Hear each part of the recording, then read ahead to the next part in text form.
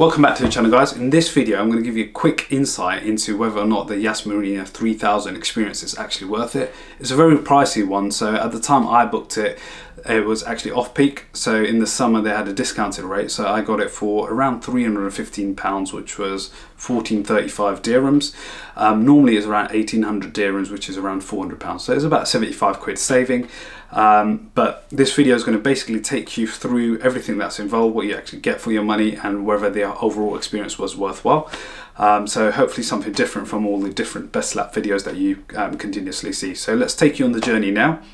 So what do you get included? So as part of your package, depending on which you go for, you can either go for just a drive, which is 20 minutes on the circuit, or you can go for the drive plus the best lap video. So they actually have a really cool mechanism whereby you wear a wristband, and when you get in the car, you actually sync it together. So by the time you jump out, your video of your best lap's actually there. I'm not sure how they do it, but it's really, really slick.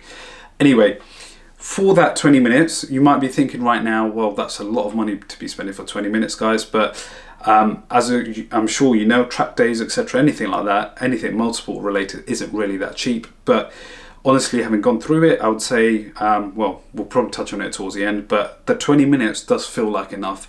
The strain this thing puts on your body, it's not what you're used to in a normal car. So believe me, stepping into this fresh, 20 minutes is more than enough, and probably as much as your brain can take in any one sitting. So I think the session time's just about right. And when I show you the best lap video, I'm sure you'll agree with the audio, everything really well put together, and that's definitely worth it as well. So when booking the Yas 3000 experience, you have the option to book various different slots throughout the day. Like I said, because I went during the summertime, for me, I wanted to drive at night, just because that's how they do it in Formula 1. And it also meant that it would be the coolest possible temperature. So coolest possible temperature, guys, was still 30 degrees, so absolutely boiling. But you can do it in the daytime if you want to. Anyway, we'd got to the briefing, registered, checked in. The next step is you're given the overalls. You take those and you go in, get changed, and come back for the safety briefing. So the safety briefing is about 10 or so minutes long. The rest of the guys in your session will be there. Fortunately, because mine was the second last session of the day, there's only 3 of us booked in. So basically, I'll talk about the format in a second, but the briefing itself just goes through normal motorsport stuff. The only difference, what I've noticed here, is they do really emphasize that you could cause yourself serious harm. The likelihood for an accident is high because these are ultimately race cars that you're driving around. So one of the things that they point out, and the most common reasons for accidents, guys, is people actually press the clutch. So although it's a flappy pedal gearbox, there is actually a clutch that you use when moving off, similar to a traditional way that you drive a car, right? So what happens is, please make sure you don't make this mistake, is when you're coming to the end of the pit straight, etc., your normal action in a normal car is foot on the brake, get ready to shift down, press the clutch. Do not do that, because it will send you flying into the barriers. So the driver's briefing is actually pretty scary. More scary than any other driver's briefing I've been on in terms of motorsport activities. Next, once you leave the driver's briefing, you walk yourself down to the pit lane and you get ready. This is where you get your first glimpse of the actual race cars. It's just a whole spectacle, the way they've laid the whole show on, etc. It's really, really cool. You jump at this point. At this point, you go and you collect your helmet. So they are sanitized. They almost have like a sanitized fridge that looks like a drinks fridge, but except you open it and there's different helmets in there. So you grab it, put your helmet on, get strapped in, jump into the car. Once you're in the car, the helpers will come around, make sure that you've synced your wristband to the car so that your automatic best laps automatically synced and ready, available for you once you get out the car. They'll also check that the steering wheel and all the controls and the pedals are within reach. So just some final safety checks. Then you finally get the car started, you put it into first gear, make sure you're comfortable with the clutch, etc. And the next step is you'll get ready to follow your leader out. So usually what happens is you'll have one leader to 5 or 6 cars and you'll all follow them. So they'll let you go at your own pace. The first few laps will be relatively slow, getting you used to everything, and then as the leader or the instructor feels you can give it a bit more, they'll increase the gap, and then you can basically push the car a little bit more. Fortunately, as we only had 3 drivers, that meant they could adjust the format. So again, it might benefit you to go a little bit later in the day where it's not going to be as so busy. So the adjusted format basically meant one driver to one instructor, which was really, really cool. You had the whole track to yourselves, because you pretty much wouldn't see anyone else, right? Because they're leaving a staggered formation. So as you go out, you follow your instructor, have your first few laps.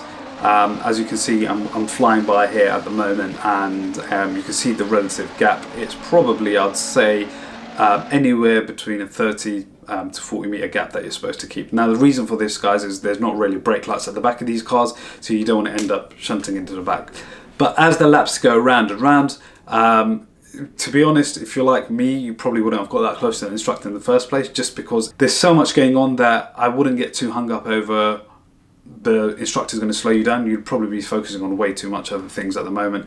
The G-force, the sounds going through it, every time you change gear, it's so mechanical. It's like a thud, almost pushing you back. The senses are honestly really overwhelmed. So you might not even get to the chance where you feel like the instructor's holding you up. But anyway, as the laps go on, the distance increases.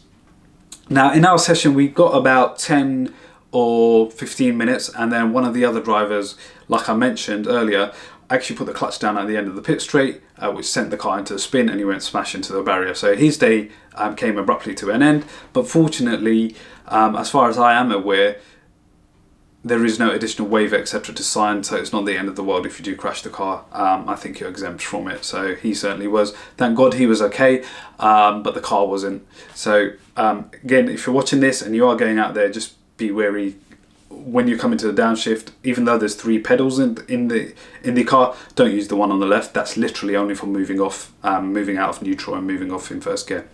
This caused a bit of a delay, but a half hour later we were able to resume our session. At this point, the instructors really let us go for it, and at this point I'm going to shut up and let you watch the best lap. So here it is.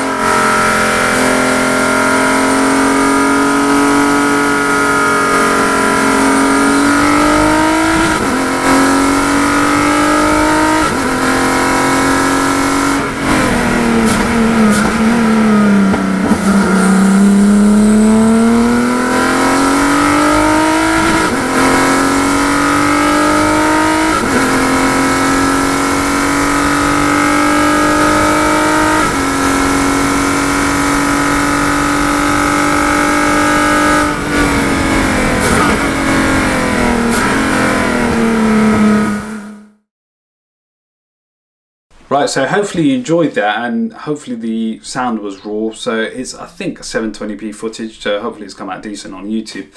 But let's just summarize then. So the whole thing cost around £315. Me personally, I would say that's valuable. You're going out there, the amount these cars take to prep, the price of the cars, the track time, etc. You get to go under the Yas Hotel, which is a famous landmark when on the Formula 1 circuit. So to be on that same turf, that same surface, to me is invaluable. So as a petrol head, I'm going to say absolutely yes, go and do it. You have to do it. The sounds, it's just exhilarating all the way through. Like honestly, you're just banging through the gears, you're getting thrown in and out of seat. When you're turning hard, the G-force as you're literally going into the corners, it just gives you that small appreciation for what F1 drivers have to put up with in a race environment. Just so much going on. Once in a lifetime experience, yeah, I'd almost say maybe not technically at the Yas Marina circuit, but get yourself inside a Formula 3000 car if you can. It's honestly, it's mind-boggling. Overall, the whole experience from Yas Marina, I'd say really, really slick. So all the way through from booking, you can actually even ask them questions on their WhatsApp, which I did, and they'll actually arrange a callback and speak to you. Really easy to do, really easy booking process. You did, at the time I went, have to have a COVID test. This was specific to Abu Dhabi. For any public venue that you're entering, you needed it. So it's worth checking before you go whether this is still a requirement.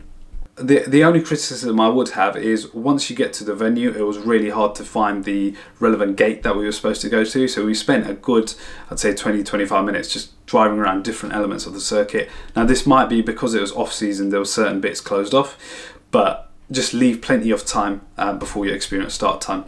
So guys, that's pretty much it. Leave a comment down below if you found this useful. Like I said, I did try to make it a bit more than just a best lap video, so I could walk you through the journey. So this was the type of stuff I was looking for when I was trying to make my mind up whether to go. So hopefully this has given you a bit more insight as to what to expect on the day, what you actually get for your money.